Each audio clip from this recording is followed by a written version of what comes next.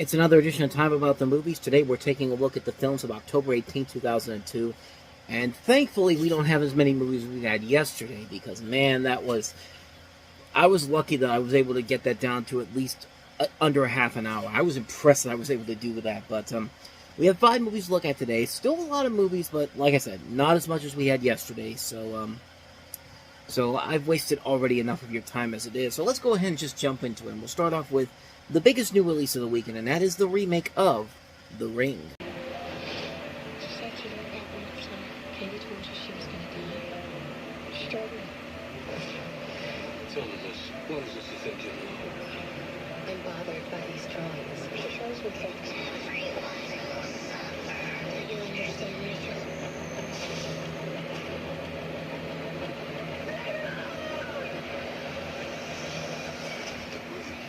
PG-13. Starts Friday, October 18th.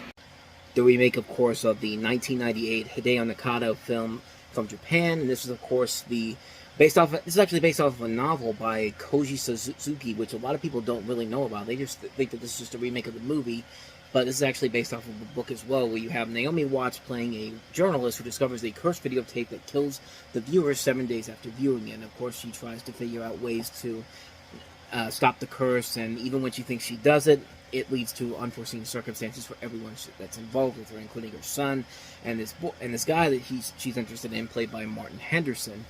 And it's directed by Gore Verbinski, and I gotta say, man, this is a film that you would think would not hold up after all these years later, because of the whole thing is about the idea of videotapes and how the idea that this thing could come out and kill you. And I gotta say, this thing still holds up after so many years. Like, even though we've gone past the age of videotape, even by today's standards, this is a film that still holds up on a number of different levels. This movie is terrifying.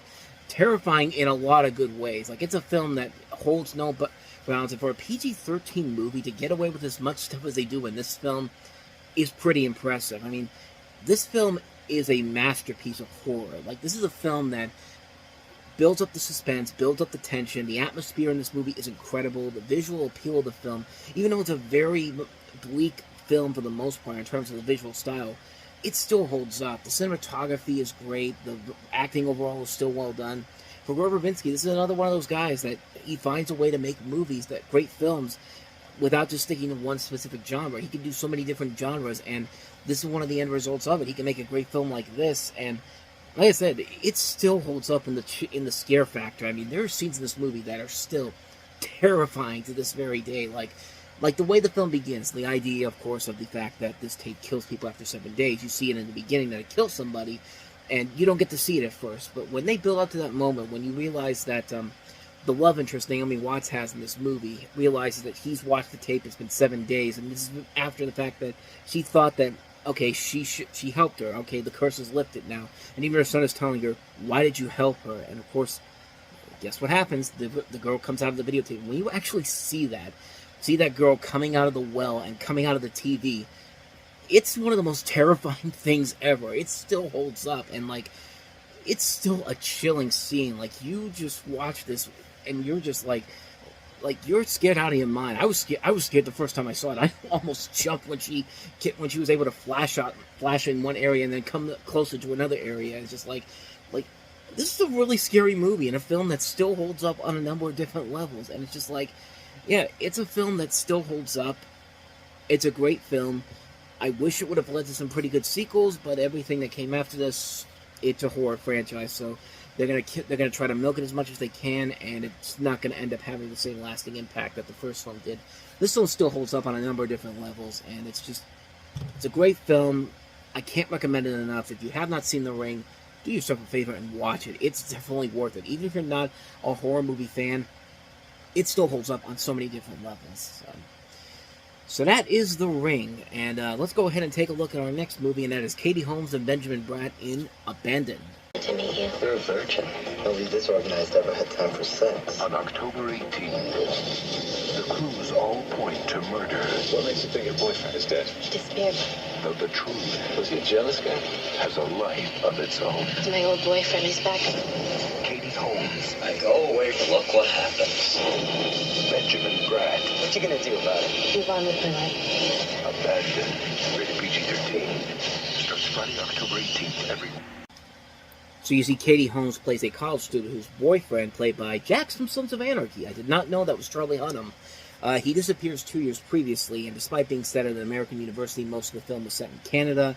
And of course, it leads to a lot of things involving including the detective investigating the boyfriend's disappearance, played by Benjamin Bratt. You also have Zoe Deschanel and Gabrielle Union and Melanie Linsky among the cast as well.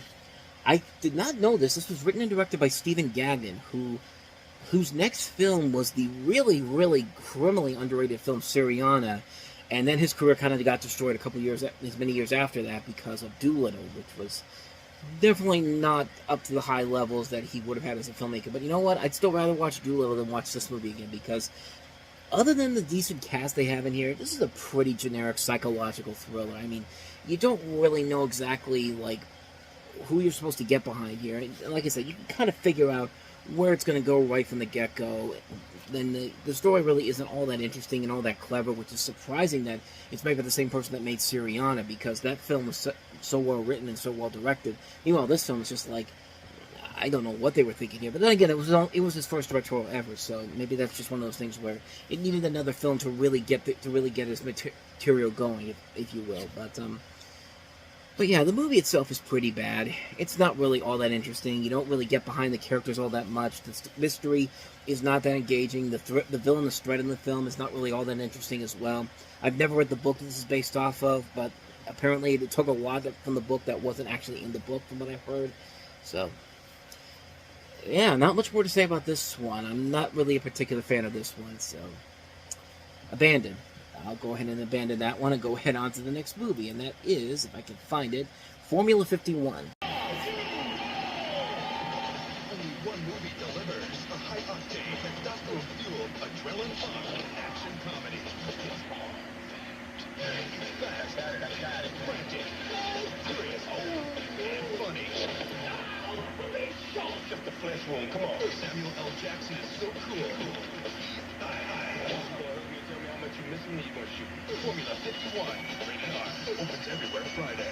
Or in some places, they call this the 51st State. I don't know why in particular. I guess they mentioned up in the movie here, but you have Samuel L. Jackson as an American master chemist who heads to Britain to sell his formula for a powerful new drug.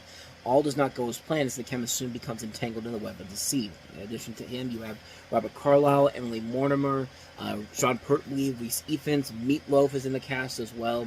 Directed by Ronnie Yu, who gave us Bride of Chucky and will later give us Freddy vs. Jason the following year.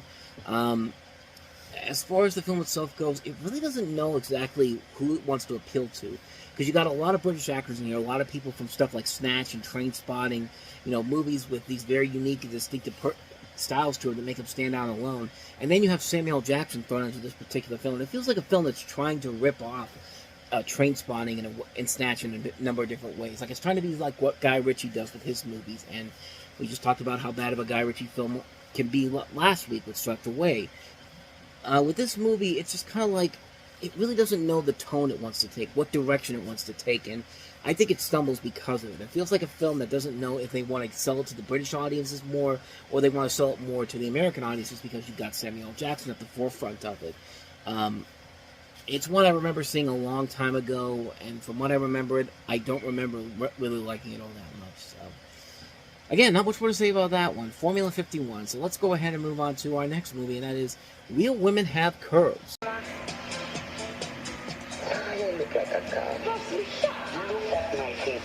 You want to see cellulite? Here we go.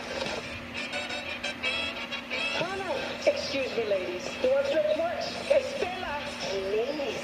Look how beautiful we are. Who cares what we look like? They're all hang out. You could be beautiful. Stop it. You're overweight, too. So why should I listen to you? Real women have curves. Real Women Have Curves is the story of Anna, played by America Ferrera. This was before she found success with Sisterhood of the Traveling Pants, and then also Ugly Betty. I think I said last time, I hope I didn't say this, but I think I did, that she was in Bend It Like Beckham too. I got that completely wrong. Off the cuff stuff there, but that is not her in Bend It Like Beckham. If I said that, I apologize. If not, just forget what I just said. But she plays Anna, a first-generation Mexican-American teenager on the verge of becoming a woman. She lives in the predominantly Latino community of East Los Angeles, freshly graduated from high school. Anna receives a full scholarship to Columbia University. Her very traditional old-world parents feel that now is the time for Anna to help provide for her family, not the time for college. Torn between her mainstream ambitions and cultural heritage, she agrees to work with her mother at her sister's downtown LA sewing factory. Over the summer, she learns to admire the hardworking team of women who teach her solidarity and teamwork. Still at odds with her mother expects of her, Anna realizes that leaving home to continue her education is essential to finding her place proudly in the world of an Americana and a Chicana. And like I said, this is one of the early film roles for America Ferrera. I think this is her first feature film, and you really do get to see that promise that she has as an actress going forward with all the movies and shows that will follow with her. And she definitely shows a lot about it. It also does a very good job of handling the idea of body positivity. A film like this is very, very interesting to have, especially when you consider that a lot of movies want to have the most beautiful looking woman out there. And this film does a very good job of handling that situation with the idea that, hey, we're fine with looking as good as we do, despite the fact that we don't look like the maximum Playboy models that you see all over these various movies. And good cast overall here. George Lopez, I thought, was surprisingly really good in this film. You also have Lupe Ontiveros, who's been in a lot of stuff, mostly Desperate Housewives for the later audiences, but she's also been in a number of different other things that you might be familiar with once you see her face. It's Rosalita, also in The Goonies as well. She was also in Selena. I mean, she's been in a number of different movies and TV shows. She's usually been very good in everything that she's been in. It's a really good film. It's a really interesting film that has a lot of different ideas of how the world works and how America Ferrera's character has to decide her future, and it gives you a lot of what you want here. It doesn't feel like the emotional moments are very manipulative. Everything feels earnest. You feel like you're getting a lot more from it than you would expect from it, and I think it's a very well-made film. It's a well-made film that shows a lot of good heart to it, teaches a lot of people a lesson, and is very motivational for a number of different reasons. It's a really good film, and I do recommend it. It's a very underrated film, too. I definitely say check it out if you can find it. Real Women Have Curves. So with that said, moving on to our last movie here, we have Autofocus with Greg Kinnear. Smile pictures we talked about? Okay. One of the year's best films. Smile. Critics are giving Autofocus their highest rating. Fascinating, hilarious, and chilling. How many women are there? Strangely wonderful and weirdly touching. One of my clients is having a party. Could be fun. Potent and provocative. Kinnear is dynamite. Tell them sex is normal. A brilliant film. 2 thumbs way up. Greg Kinnear. Willem Dafoe. Rita Wilson. Autofocus. Rated R. More film! Now playing Select City. Starts Friday everywhere. Autofocus is a film directed by Paul Schrader, and okay, I'm not going to do that voice throughout this review. Every year, I seem to do a different video doing the old guy voice for Paul Schrader whenever he puts up a Facebook post or a social media post, because it really does sound like a bitter old man, like Old Man Yells at Cloud, the meme from The Simpsons, but that's why I did that thing in the beginning, because he definitely sounds like the type of person that would be at his typewriter, like Grandpa Simpson, talking about how things aren't the way they used to be, that type of stuff. But, okay, I promised I wasn't going to do that anymore. But Autofocus is a story about it's a dramatized story of actor Bob Crane, played here by Greg Kinnear, who is an affable radio show host and amateur drummer who found success on the series Hogan's Heroes, and his dramatic descent into the underbelly of Hollywood after the series was canceled. He forms a friendship with his video photographer, John Carpenter, not the John Carpenter, played by Willem Dafoe, and of course the chaos ensues afterwards. And as much as I criticize Paul Schrader for how he says some things nowadays, he's still a good director. This is definitely one of those examples of him working with what he can do best, and he has a great cast to work with here.